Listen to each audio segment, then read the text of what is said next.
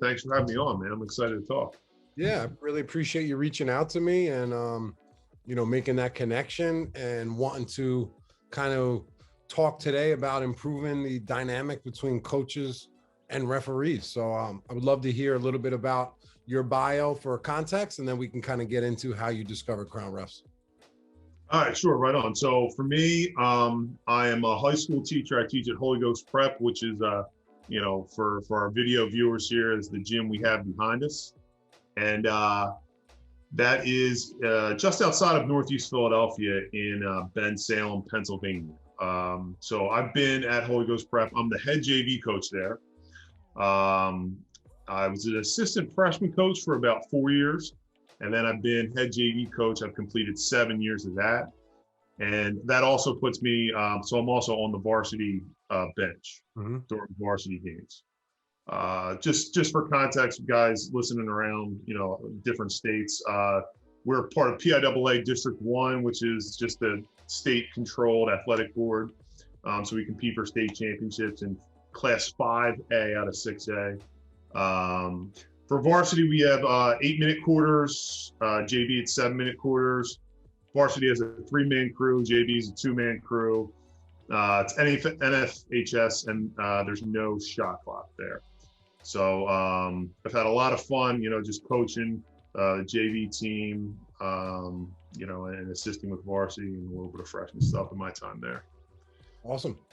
And so you were, I believe we met on Twitter. You had reached out on Twitter. And, normally I don't get a ton of coaches that reach out. I do have some, maybe a growing audience of some coaches that are starting to get wind of it and use it as a way to kind of learn a different side of the game. I would love to see more and more coaches do that. So I give you a lot of credit for taking the time. It says a lot about, I think, a coach, if he's willing to listen to a referee's perspective as a way to help elevate his game, and just expand there.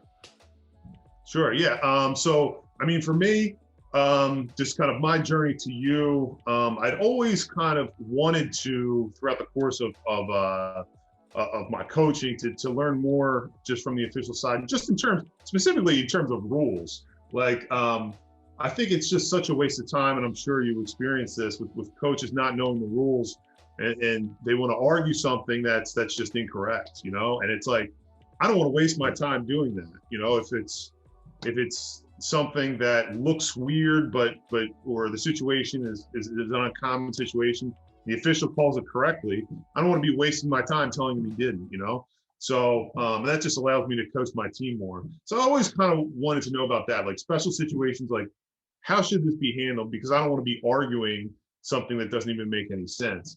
Our head coach, Tony Chapman on varsity, he's been there, he just picked up his 900th win. He's been there for 41 years, and I think he just does a tremendous job with officials.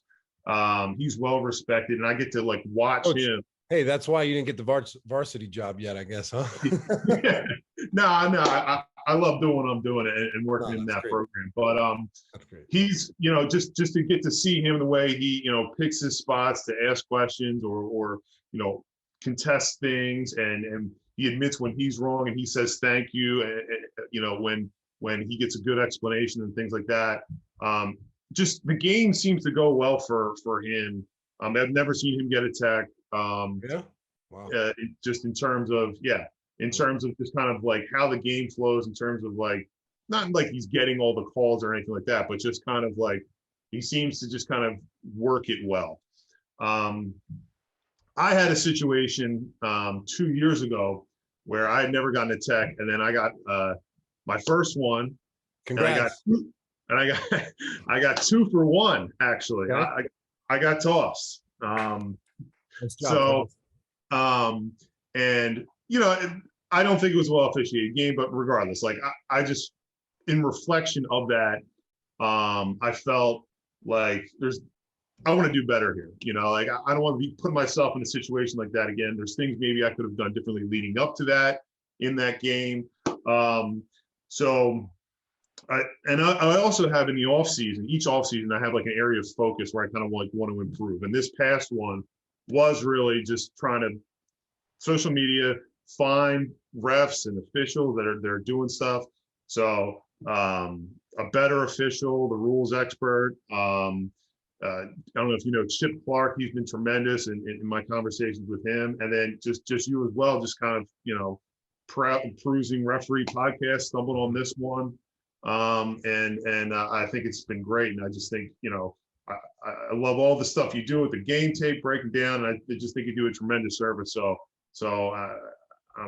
when I heard you made like an offhand comment on like one of your locker room talks. Is that what they're called? Locker room talks? Yeah, I believe you were listening to Inside the Locker Room. Yeah, Inside the Locker Room. You made an offhanded comment like when you were just talking with one of your partner, and you were like, maybe we should get a coach on one time. When I heard that, I was like, yeah, I gotta jump in there and see if you can talk. So that's basically how I came to where we are right now. So it's funny that podcast you're talking about, me and my partner had basically explained or talked about a play from that game, and then we talked about how we handled the coach, right? And I was speaking about the coach. The coach wound up listening to that exact podcast. The next day I posted it on Instagram to let everybody know it was out, and he hopped in the comments and said, "Thank you so much for reffing the game and great episode." And me and him had real friction during that game. So I'm really happy that, I didn't have friction, but he was the one who created the friction. I was good. But for him to kind of drop a positive line after that and kind of get on board, hopefully it made a little bit of an impact, I think, with him. Let me ask you, what are some things that you've kind of been able to pick up from officiating and listening to Crown refs that you were able to like go apply, to your coach? For some of your conversations and like also just in the other resources too, just kind of knowing like just coverage areas and mechanics that like, because I'm doing an AAU team as well, and I'm the assistant coach there, and just at times like I've even watched games where like a coach wants a question to call or contest a call, and he's going to the wrong official. Like that guy wasn't even looking at that, And like I said, I don't want to waste my time with like getting the rules wrong or something like that, but just kind of like understanding coverage areas. So when you talk about that, like, this is his call, this is that call. So that's just been super helpful. And then just kind of trying to understand things that annoy you and that like maybe nothing annoys me. Well, no, just then that might not be received well by officials. So yeah. I want to say this, but if I say it this way, the guy's not really going to appreciate it, or it's not going to elicit the response that necessarily I'm looking for. So just kind of like watching some of those things in general has been good. And, just kind of when you prefer, you don't like being shouted out. I used to be one of those guys that would do like foul, that's a foul, like just, you'll call the game verbally from the sideline at times. And not that I did that as much anymore, but just to hear you and some of your other guests like mention that, I feel good that I've gotten away from that, and I'll try to do it even less. So those are some key things. There's a bunch, but I mean, just off the top of my head, that's what comes to mind. Oh, that's great. Thanks for sharing that. It's funny. I had a game last night and the coach kept saying foul, foul, foul. I went up to him. I said, "Coach, the game is so hard to referee and coach. You can't do both at the same time. You got to pick one. And unfortunately, you're not a certified official. So you got to focus on coaching the game." And, you mentioned about explanations and coaches requiring an explanation. There's such a difference between asking a question and questioning a call. And I think most coaches question calls in order to go disagree and share their opinions. Very few actually ask the question to fact find and gain knowledge in order to then go apply for their team, right? So there's this standoff, and we almost feel, us as officials, like everybody is playing against us, or coaches think that they're playing against us as well. There's that dynamic there. Yeah, and I thought, like, and I'll bring this up, like, it doesn't help you guys with, like, I was, watching the Sixers game the other night, and just, it doesn't help you guys with how officials are referred to like in the media and commentators and things like that, it's just kind of like, you know, they'll slow motion something down and then like, look at this, he gets it wrong. It's like, of course, with the benefit of slow motion, and you know, if a guy gets 90% of the things right, you, Mr. Commentator, might get 60% of the things right. It's like, we'll highlight the 10% that you know isn't perfect. You're just kind of behind the eight ball to start, from the way that kind of like society like has this expectation of what you're supposed to be able to do. That kind of creates that like adversarial situation. And referees have been society's punching bag for a long time. It's been widely accepted to verbally abuse referees. You know, it's kind of just been part of the DNA of the game. If just dating back to as far as my memory of basketball, you know? Yeah, sure. And you were saying about the media, everybody has written the referee's story for them. The referee has never written his own story, meaning we've never had a voice. You know, that's why another thing with Crown Refs is I've tried to give referees a platform to have a voice, because everybody's talking about refs and none of the refs are able to represent themselves. I understand NBA does a 2-minute report, but I'm thinking about America as a whole, sports from top to bottom, you know, all levels of youth.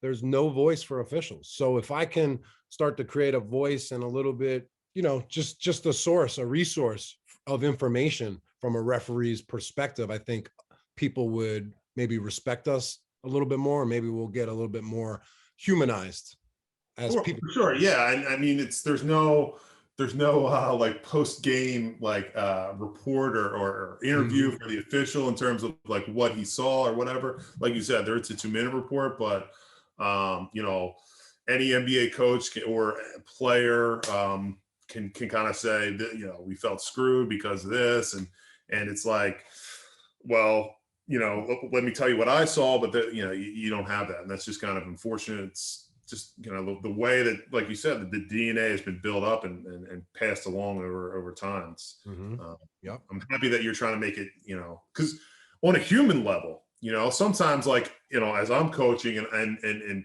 the guy who's coaching next to me, like on the other team, I'm like, man, like I am just, you know, I'm happy I'm not like, was I ever like that? Like you know, so, you know, I'm sorry you have to put up, and you know, your colleagues as well have to put up with that sometimes. But I'm trying to do better here. So yeah, listen, I love the opportunity to try to make a small dent. Obviously, I know this is a very tall task, and there needs to be many, many, many things in place with many large organizations kind of, you know, making their mark in this as well. But, you know, if I can just make a small dent and at least start to get the conversation going. Like, I'm actually filming when I go work rec games now. If there's any drama after the game, or, you know, I'm filming it. So the other day I had to eject a coach. He didn't leave the court. I saw you on your story. Yeah. Said you were cheating, a little curse word. That's great. That's great. But we're going to document what happens, because this coach normally just goes home and then coaches his team the next game and nothing happens. Nothing happens. If I did half the things or most of the things that coaches did to me, I wouldn't be reffing. I had a 7th grader like come off the court and you know, during for an AAU thing, and he said, man, he's cheating. I was like, yo, don't ever say that. Do not ever say that. I got him real quick. You know, I don't know how that became a thing to say, but there it is. Yeah. Well, you know, people are emotionally wrapped up in the outcome of the game, which is understandable. This is sports. This is competition. It does spark emotion. But to me, that's getting to be an old excuse. Oh, I'm just emotional. Oh, I'm just energetic. No, that's just an excuse for you acting like a jerk. That doesn't work. When are we going to establish a higher level of emotional intelligence in the game of basketball? When are we going to be able to filter our emotions during the critical moments of the game? I'm used to it, because being an official, I have to. I can't have any emotion, because there's so much emotion in the game. I have to be emotionless in order. You're a robot. You're a robot of basketball justice. I love that. I love that. I'm taking that line. You're a robot of basketball justice. Yeah, we're here to serve the game and uphold the rules and the fairness of the game. do you want to get into some of the things in terms of like just coach's perspective and just terms of like, you know, certain things that may happen and things like that? Or Yeah, absolutely. Why don't you, talk about a topic and then we'll go back and forth. Sure. Just one thing, and like, you know, and forgive me, and you can correct me if I'm just kind of going off of past conversations that I've heard from you. If I put words in your mouth, just you know, feel free to correct me. You're good.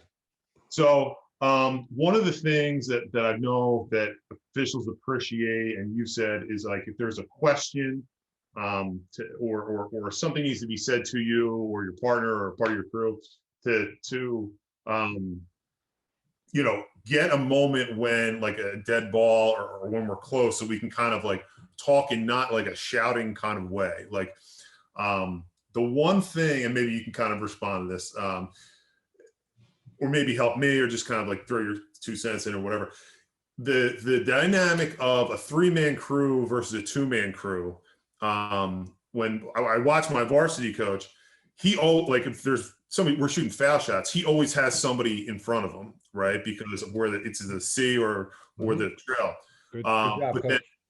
But then you know, a 2-man crew, like that guy can stand like way back, you know what I mean? And it's like, I don't have this opportunity. Like, so it becomes like, when am I going to be able to set? So then I get put in a position where I feel like, while it kind of sucks on your end to have to like hear the shouting, I kind of like have to kind of do it in that sort of way. What do you think about that? Let me stop you there. Your last line. I kind of have to do it that way. That's where entitlement of coaches comes in. The entitlement is they think they get an immediate response when they disagree with something, right? So a play happens 60 feet away. Coach sees it from 65 feet away, even though the official was right there. And he doesn't, agree with it. That does not give him the right to shout out at that moment, because now you're putting yourself at risk for unsportsmanlike conduct, shouting out across the court. If you really wanted the answer, then you're going to wait for the best possible time so that official can give you a real answer. That official cannot answer you from 50 feet across the court. The only option he really has at that point is to use the rule book, if you know what I'm saying. So we can have a conversation from 50 feet away. Unfortunately, you're going to have to show patience here, and you're not getting your answer right away. I tell referees lately, we need to change the dynamic between, we're not waiters and waitresses serving you guys at restaurants. That's the dynamic that I see. It's like, hey coach, what did you see there? Okay, yeah, we'll look for that. We'll watch for that. I'm a waiter right now, and we're here to serve the game. We're not here to just provide explanations anytime a coach has a question. You know what I'm saying? So I guess that gets into being more patient and finding a better opportunity to ask that question. And if the opportunity passes, it just might pass, and you just might not have a chance to ask about that play. You just got to move on. In life, we either look back or we look forward. And so many coaches continue to just look back throughout the game when we as officials we got to go next play. Same, you guys talk about next play, but where is that next play mentality with regards to the referees? All right, what if it's something potentially like egregious, like he really missed some major contact, or he really missed a big time walk, or just something procedurally is incorrect that I don't know. Well, he really missed it in your opinion. He really missed the foul in your opinion, right? The officials are the experts of the rules and upholding fairness and working the game, right? So it's our role. We're the participants there to make decisions on plays. Coaches, that's not their role. So I don't know when this was built into the game of basketball, where, like I said, it was just built in from the beginning, where coaches are just there to argue and question calls when their duty is to focus on their players, their 10 to 12 kids, and coach them up every opportunity they get. To me, it's so counterproductive to waste any time as a coach talking to any official. I don't even know why you want to have any conversations. Because again, this is time spent doing something other than coaching. And when are you going to get a great answer from a ref where you're like, thank you so much. Let me go apply this now. And now we're going to go win the game. Like, when is it actually beneficial? Now, it's beneficial when the coach actually asks a question and he wants to learn, then it could be beneficial. It's never beneficial when they question us, because they're not really asking a question. They're just shouting out their opinion and loudly disagreeing. All right. I mean, what don't you like about that? If I see something egregious happen, right? So I'll give you an example that, and this goes to something that and I think, like, you know, I wanted to get to, maybe if we have time, we'll get to some things that, like, I appreciate from refs from my perspective, I think makes a good official. Mm-hmm. There was and you might disagree with me and say, like, no, he shouldn't have done that. I would have never done that. But this is what he did, and I really appreciate it. So there was just a simple play, an inbound play, side inbound, to get open. The kid, like, two-hand shove. We're playing defense, so the kid two-hand shoves our guy to get up, and our kid, like, you know, kind of, he didn't really embellish. It was like a legit, and there was a no call on it, and the crowd went, whoa, like this, and then, like, kind of like, so did I. And then the next, I was like, Steve, can I stop you right there? Did the crowd make you go, whoa? Because the crowd to me has no indication. No, it didn't. I'm just trying to, like, lay context to the situation in terms of, like, everyone saw this, okay? All right, except Steve. All right. So I'm like, Steve, you just two-handed shoved him. Come on. So whatever. And game continued, like, foul a couple seconds later, and he came over, or I may have even said, like what was up with that or whatever. And he said, Coach, I did not see that. You know me. If I saw that happen, I absolutely would have called that. I'll look for it next time, and that's it. And he didn't, like, apologize. He just said, I did not see what you're telling me you saw, and that's it. In like a nice way. And I appreciated that there. And that helped to, like, calm me down, just kind of, like, you know, it made me feel better about the situation, even though we can't go back and change that. Mm-hmm. I don't know if that's something you would do or you would agree with, but I don't know, is that too much service? Like, no. And when I say, listen, I'm a very nice guy, and that's one of my strengths, is I know I'm going to be nice. So I know sometimes I sound tough when I'm talking about certain issues that need a little bit of firmness, but mm-hmm. I lead with kindness. So I'm always going to be respectful, and I'm always going to give you, like, not always, if you're not being respectful, then there's a different approach there, but there's a million different approaches. The one that you just laid out is a good response. The coach, I call that a defensive response, meaning the coach, he's just there to listen. I didn't see what you saw, Coach. From my angle, I had it as a legal play. I could be wrong.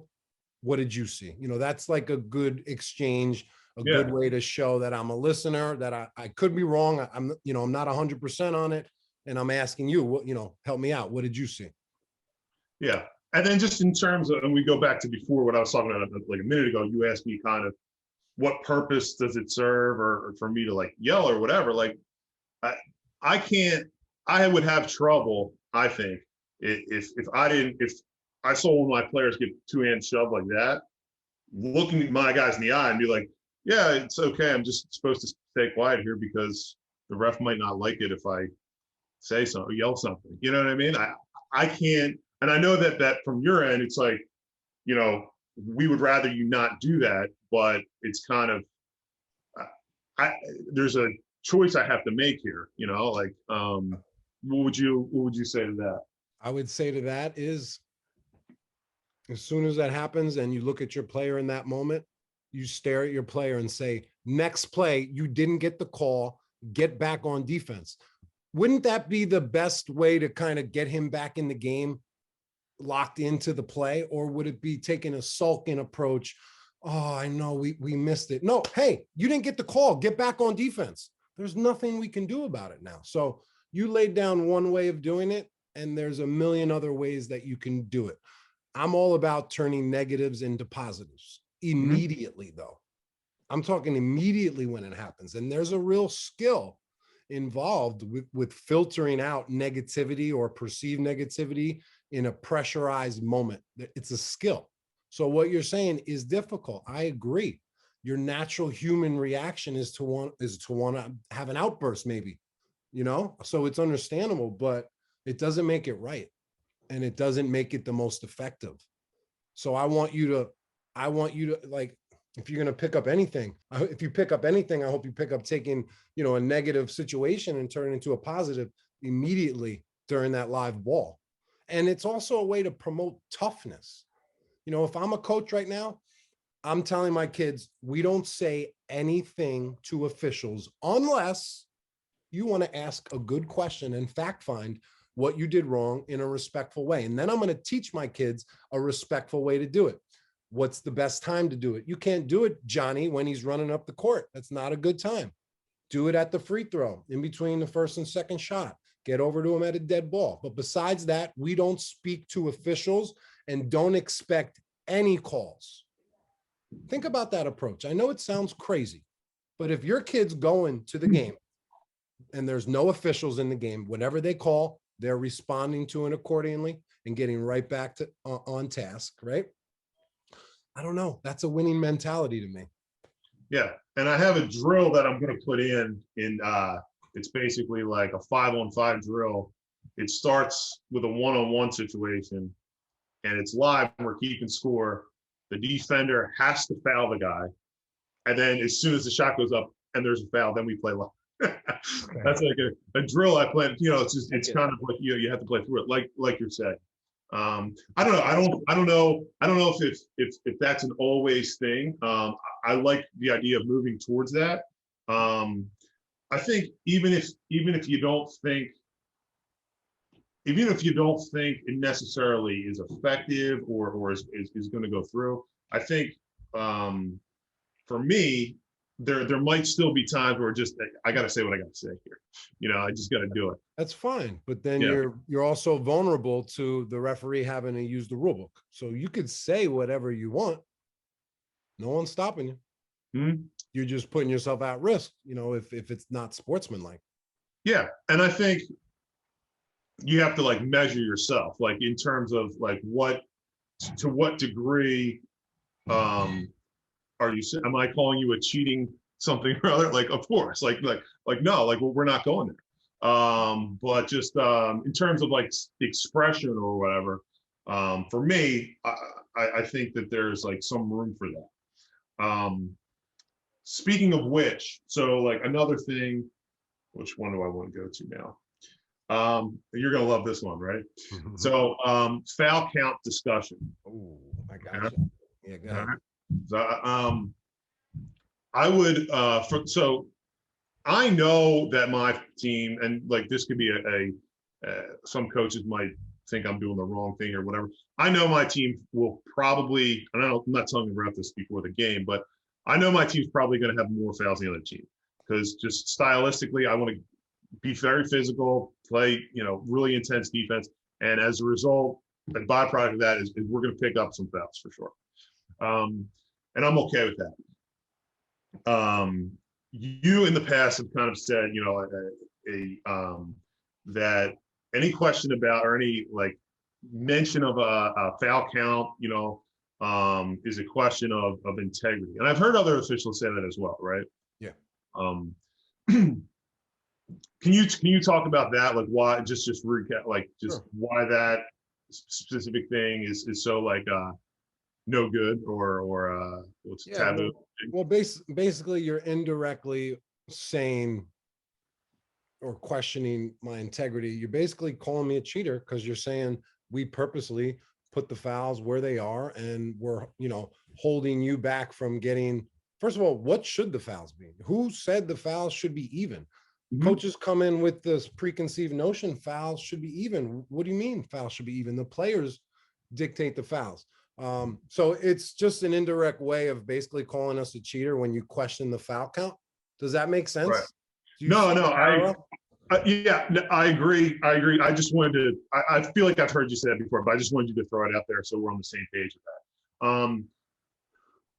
There's been like a couple situations, and this is actually in the game that I got tossed from. the game that I got tossed from, we're in the fourth quarter and there's 2 minutes left. The second half foul count is, we're at 12, they're at 3, and we have not attempted a free throw in the game. And I think they were at like 12 or 14 foul shots. So it's like, to me, getting to like a boiling point of like, okay, you know, we're going play by play here, but like, how is it possible that the entire game there has been no shots that we've been illegally contacted while in the act of shooting? It's just, you know, so in that situation, and then there was another situation where, I mean, in the other, that was a So pretty what close did you get game. ejected for? What? So tell me that's the story. Well, I deserved it for sure. We had, and this was also, it was a leads call on the one end and a trail. So I was, we had a breakaway come to our end. Like we're for the lead does not call a foul on our guy, gets hit pretty good. And then there was a ticky-tack one, like on the same transition going the other way. And the contact was, so I said, you know, I was just yelling very loudly, that's soft, we get nothing down here, that's soft. So whack, and because I'd never gotten one before, when he whacked me, then I just got even angry. Like I told him that was the first one I ever got. That you gave me congratulations. And then, so you know, and I totally learned from that. I'm like, yeah, that's not happening again. We're not doing that. That's so unproductive. And I really put my team in a bad spot there. Because it was going to be 2 shots, and then the 2 technicals is 4, so that's 6 foul shots, and I think we were up 7. With 2 minutes left. With 2 minutes left, and they made 3 of 6, and then whatever, we won the game by 1. Anyway, but you know, there was another game where it was like 9-0 with like about 4 minutes left. We were up about 11. I didn't like push it because I felt like, all right, we're gonna win the game anyway. But like, in those situations when it's like, to me, like, what I feel like I would say is like, well, first off, I don't think you're trying to help the other team. You know, I think that we're calling some fouls on this and we're calling some fouls on that end, and by chance, in occasions like that where it's like 9-0 or 12-3, it's like, is it possible that just by chance you've done a better job at this end as opposed to at that end? You know what I mean? It just kind of worked out that way unintentionally, for sure. Like, you're not trying to help you. I don't ever believe like you're trying to screw me or he's trying, you know, but just it happens that way. So, and I've talked to another official, and he said to me that like maybe something I could say is, listen, the foul count is 9-1 right now, or 9-0 right now. If we get a foul down here, just please don't miss it. Something like that. Like, I feel like you can't miss one on this end if you know what I mean? What do you think about that? Saying something or hey, I know it, or I like this even better. Hey, I know it's unsportsmanlike to talk about the foul count, but I feel like we're getting hit down here. Could you just watch for it? So you basically mentioned the foul count, but in a legal, respectful way. Yeah. So you're cool saying something like that if it's because you might not even. That's a highly intelligent response, because now you're dropping knowledge on me that you know the rule, because that's actually in the rule book.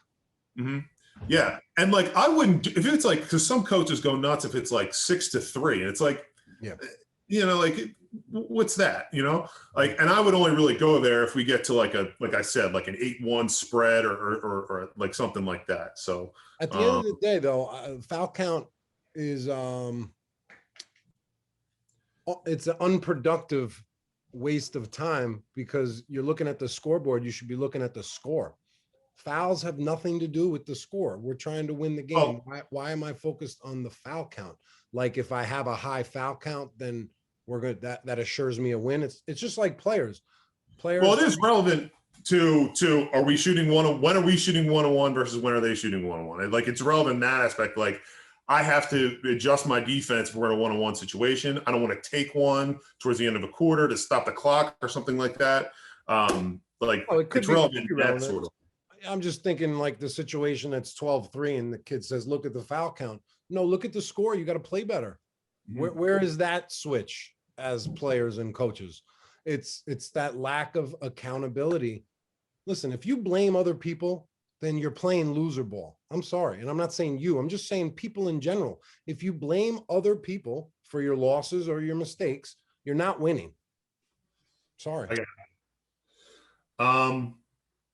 Okay. So some other things that I think you might actually agree with some of these, or maybe most of these, but these are kind of things that, or maybe you can test one or two, but just some other things that like I appreciate versus like don't appreciate. Just being non-combative. And what I mean by that is sometimes like we've gotten, there's one official that I know that, and I think you're going to agree with me on this one because I think you hate like extra verbiage.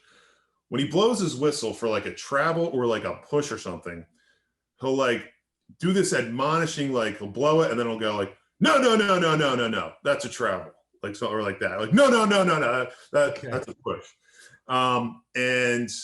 To me, it's like it's just no, just blow it and give the signal or the whatever you need. What do you think about that? Well, you're giving a good ref tip right now. Absolutely. There's no need to verbalize really any like words or any like gestures after you blow the whistle. No. Yeah. Whoa. So whoa. That's like no. Yeah. Yeah, there's no need to be simultaneously talking while you're calling the foul unless you're calling the foul, player control foul or travel or block. Yeah. And I'll tell you what, like you know, your official audience, like here listening, like that really annoys me. Like when he was doing that, like it was just an extra thing that was really annoying me as a coach. So like, you know, hey, but it was only annoying you because you said it annoyed you. What do you mean? It's only annoying just because you said it's annoying. It's only annoying because you said it was annoying me. It's just amazing, like the words that we say, they become our reality. So I understand it. It sounds annoying, but my advice to you is don't be annoyed by it. It's nothing. It's got nothing to do with you. You know what? Gestures. I wouldn't focus too much on that. Right. No, but what I'm just saying, just in terms of like if something that I'm sharing as a coach that I think I would just appreciate that from the official if he didn't do that. You know what I mean? I know. And it's you're in a tough spot there because you're not going to approach him and tell him that. Oh no. And if you do, what is he going to do? I'm more like just saying it for your audience. You know what I mean? Oh yeah. Okay. Oh, I appreciate that. It is a good ref tip. And if I was watching the game and observing the game, I would give the same advice you just gave. Cool. The other thing too, just kind of following up on that is like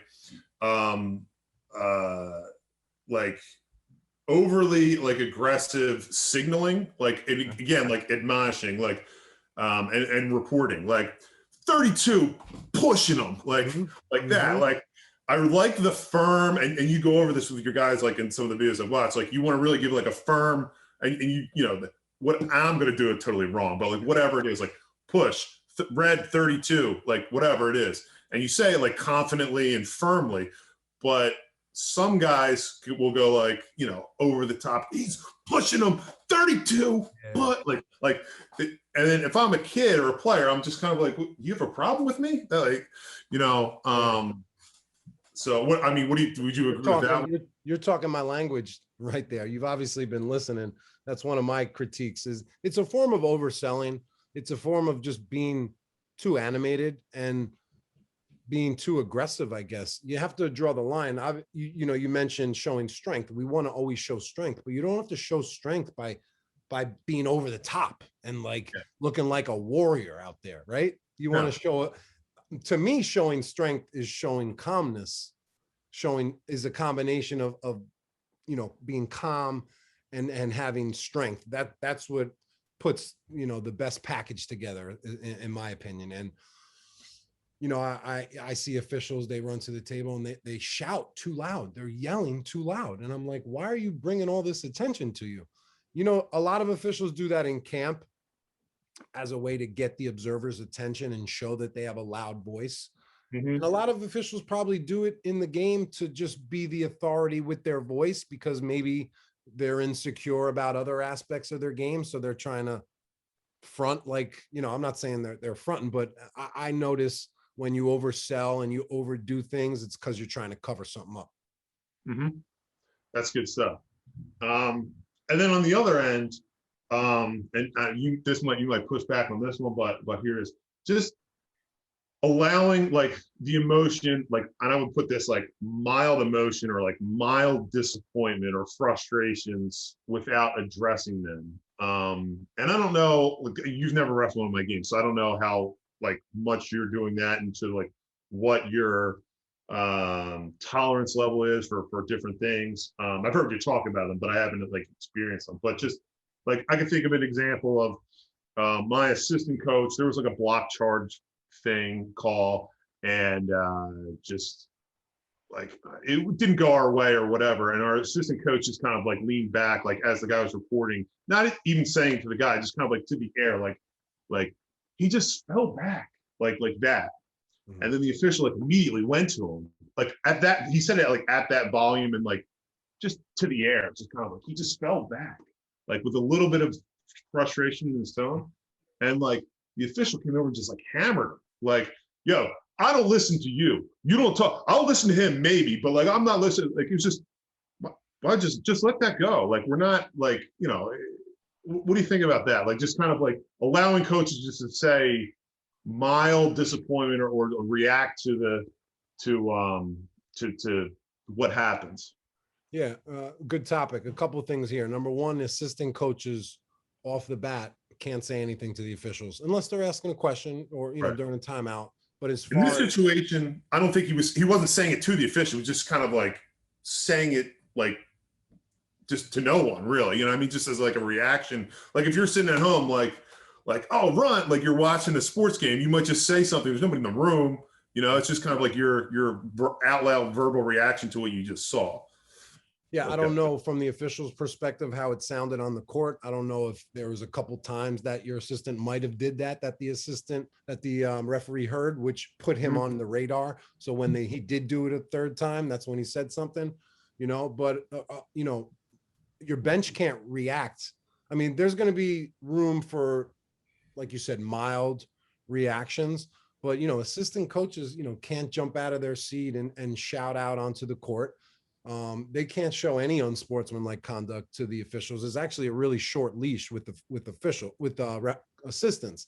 That's why I'm glad that we drew the line in the sand, because, you know, head coaches have a little bit more leeway than assistants. Assistants don't have much leverage. As far as when I have to approach a head coach because of a assistant coach, I always speak directly to the head coach. I don't even acknowledge that the assistant coach is there.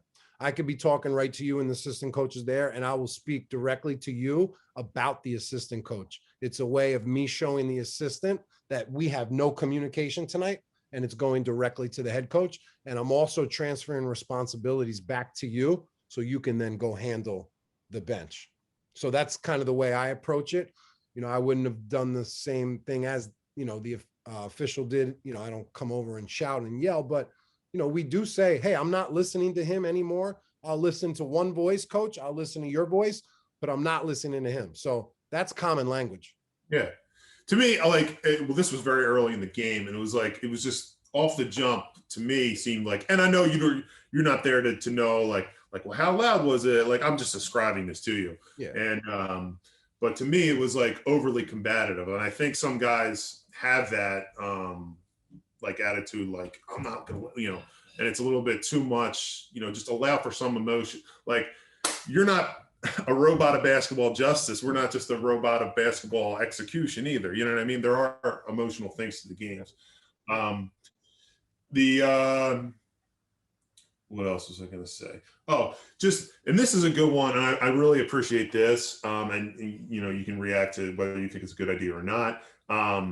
If there's dead balls or timeouts or end of quarter situations, if there's if the official comes over to me and like whispers like a heads up on things about like, hey, you know, your number 32, he's trash talking a little bit, like you know, I'd hate to have to give him one, but you know, he's got to calm it down or something like that. And, or just, you know, or even just kind of like within the play of it, like, you know, 32 and their number 11 are really pushing a lot in the post. I've let it go, but like if that escalates, he's going to get a bunch of fouls doing what he's doing. Stuff like that. I really appreciate that, like when because it's like proactive.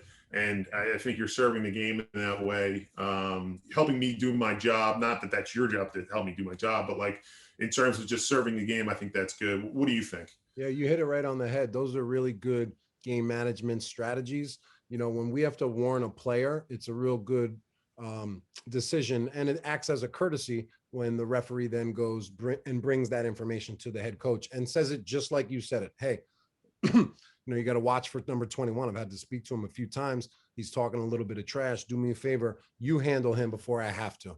And then, you know, and it's always a good exchange. We'll talk about the way coaches twist that, but normally it is a good exchange, and coaches do appreciate it because the ref is helping you out, right?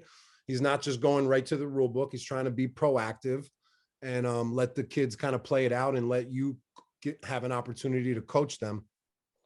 My issue with that is when we do, and I'm noticing this as a trend too, and I've been telling officials to not let coaches interrupt you, because let's say I come to you, Jack, and we do the same thing we just did. Hey, Jack, 21 is talking trash to the black team. I need you to take care of that. Hey, yeah, Paul, but you got to watch what's going on down there. And my guys are getting hit. Whoa, coach. See, I don't even let them do that. I cut them off. I interrupt them. The only reason, coach, I'm standing in front of you is I'm here to act as a courtesy, bring you information to help you out. I didn't come here to listen to you complain about other plays. That's literally how I talk to coaches. Yeah. And I can see it go, as you said, like, well, this could potentially happen. That's actually what I envisioned what might happen. And that's a good point too. Yeah, I mean, you know, we just like one thing at a time, you know. No, that was a great topic. And by the way, thank you so much for getting all these topics. You're doing a fantastic job. By the way, I'll say it again. This is a coach who's lining up all these great referee topics, and you're helping, you know, you're helping me as an official. You're helping the audience as officials, you know, from a communication game management standpoint. To hear a coach's, you know, mindset is always very helpful for officials. Right on. We got like one or two more, if that's all right. Yeah, absolutely. All right. So, and I think you would agree with, and you really preach this. Just body language, signals, and conditioning. Like, you know, when I lose my confidence sometimes, and maybe this is my fault, whatever. Like when just the little subtle signals, like the guy's kind of like looks like he's waiting for a bus, like as the play's going on.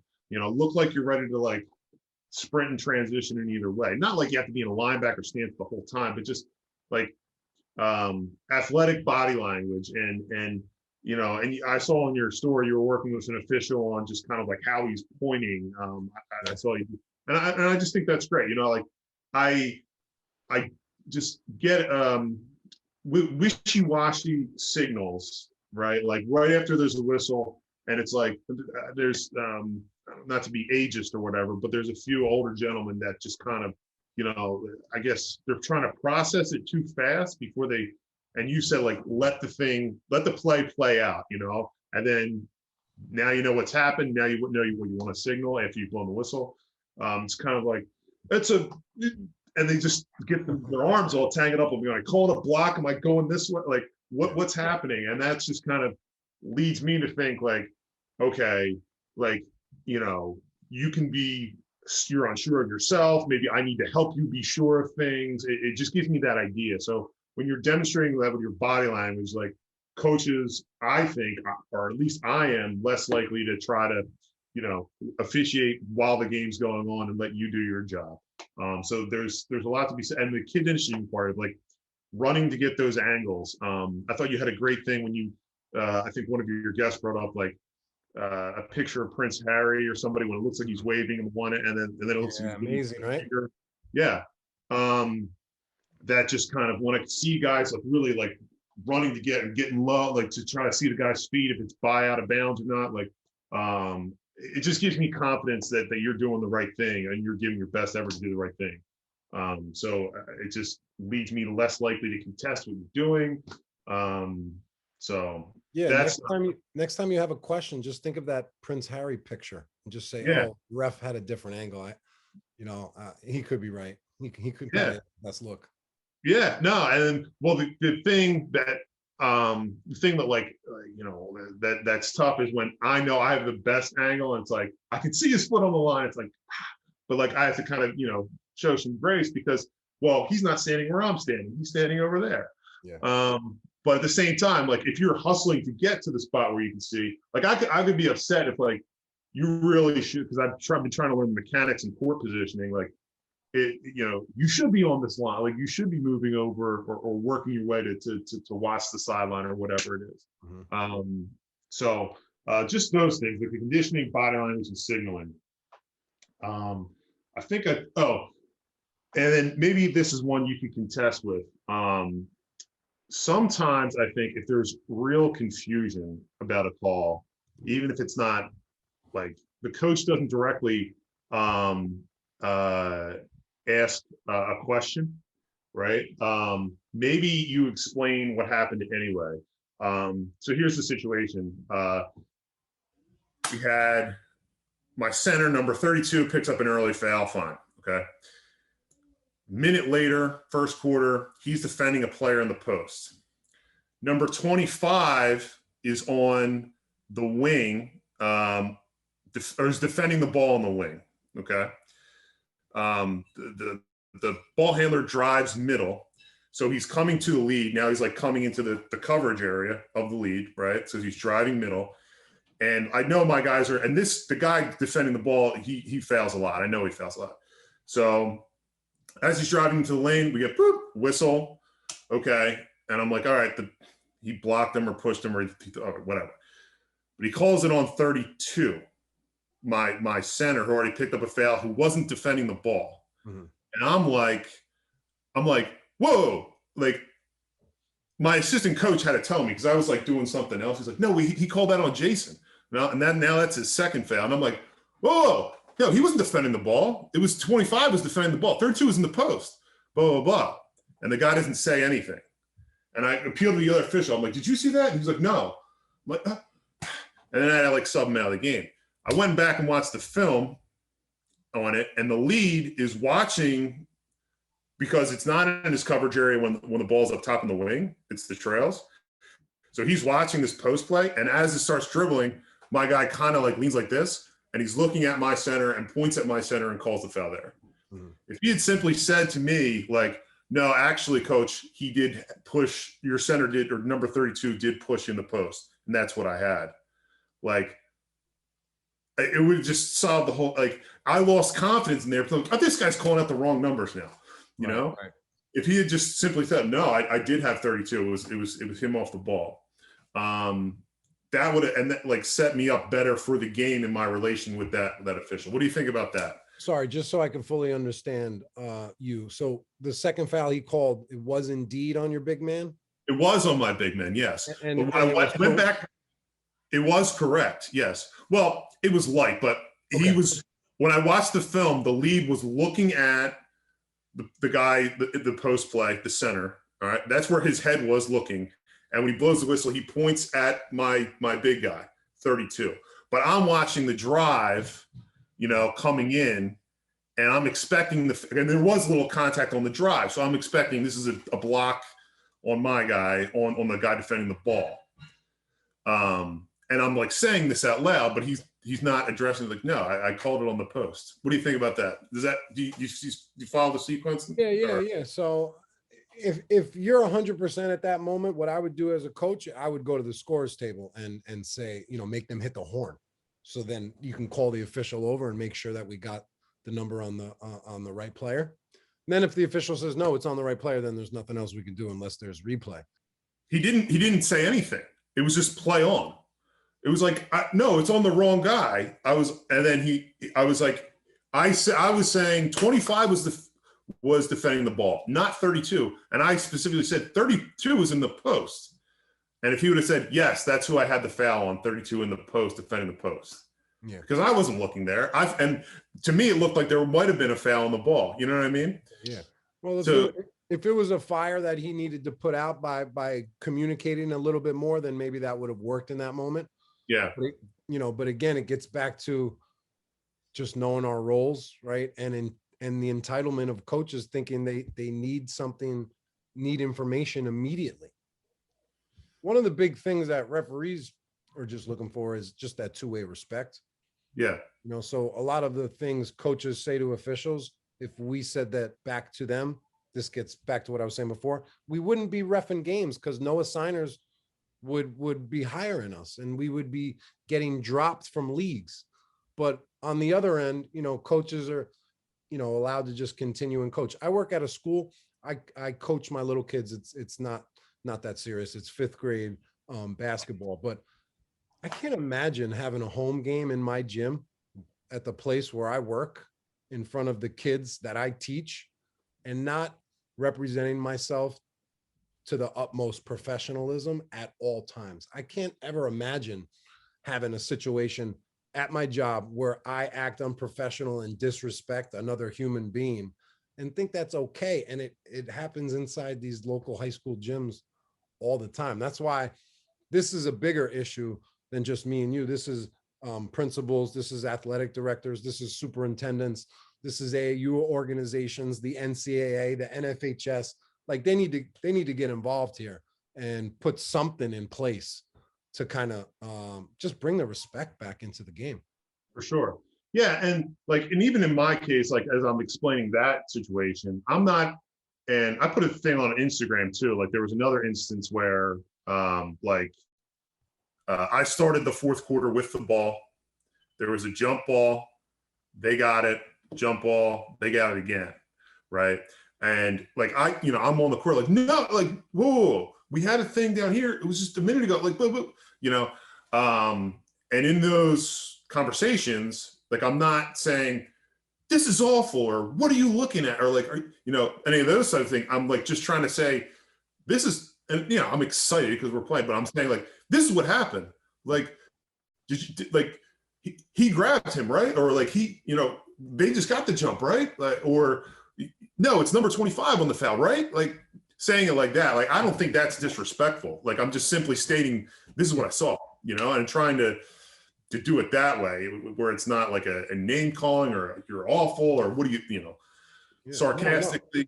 It's not disrespectful and you're energetic and you're emotionally locked into the game. It's just important that you understand you're not going to have a long conversation with somebody speaking like that. You eventually have to come down to a 2. Mm-hmm. We have to have the dialogue this way. And this is the way it's going to be most effective. Like, you're not going to shout a line at me and I'm going to shout back at you. And then we're just going to keep shouting back and forth. That's not a conversation. And we're not going to, find that common ground. So not to say you shouting is rude, but it's not the best way to communicate. You eventually need to use that filter again and come right back down to being on the line of the game, right? And just being locked in there. No, that's good. And I think just the last one, and I think I've already mentioned this one, is I appreciate when they confidently admit an error. Sort of in the situation I think I talked earlier where the guy didn't see my player get pushed and the whole gym saw it, but he didn't, okay? But he just kind of said, hey, I didn't see that there. I would have called that if I saw that. I'll look for that again. That type of thing. And it's not even necessarily an apology, but it's just kind of like I hear you. We'll look for that type of thing. That just acknowledgement of like something happened here. Maybe it was or was not dealt with correctly, but we're looking to do the correct thing in the future. I don't know. I love that you said confidently admits they're wrong. A lot of coaches just say, I love when an official admits they're wrong. I'm glad you added this little ref tip because this is something I've been talking about lately. Be confident, be loud when you're wrong. Like if it's an out of bounds call that you got to change. Do, correction, white ball, my fault. Like when I make a mistake like that, I want to let everybody in the gym know. that sure. that I messed up. Yeah. That's how much confidence I have when I make a mistake. I want you to know about it, because this shows my integrity, you know, and passion for the game, I think. Yeah. And it shows, I think, that like, if like, so let's say there's a situation where you don't make a correction, you're not making the correction because you're scared, because you've already demonstrated that you're not scared to say that. Yeah. Right. So that like, so I like, from a coach, like we're not going to lean on you. We don't think we can lean on you to make you change your mind, because you've demonstrated that you'll change your mind when you're ready. And if you're not ready to change your mind, you're not going to do it. Mm-hmm. So, you know, like you said, I think that's confidently admitting the error sets you up for success later down the line, and just, you know, just gives me more confidence that you're doing the right thing. Gotta stay hydrated. Let's go. No, so I want to continue this dialogue after this podcast. I want you to stay in touch with me, and any referee questions you have, now you have a guy that you can come to, and I can help filter out anything that you might have saw on the court with what other officials are doing, or questions that you might have had with a rule. Use me as a resource. That's perfect. Thank you so much. Hey, can I just close with one thing? I wanted to prepare this because you know, I wanted to make sure I got it right. Can I just 1 minute here? Please. All right. So the last thing I wanted to say is thank you, Paul, for everything you do for the officiating community. And thank you to all of those officials who have sent game tape to Paul to help improve your performance on the court. I think there's two parts of this: Paul's willingness to give feedback, and all the officials who want that feedback. That openness and time commitment creates something special. The desire to participate in that process undoubtedly makes the game of basketball better for all of us.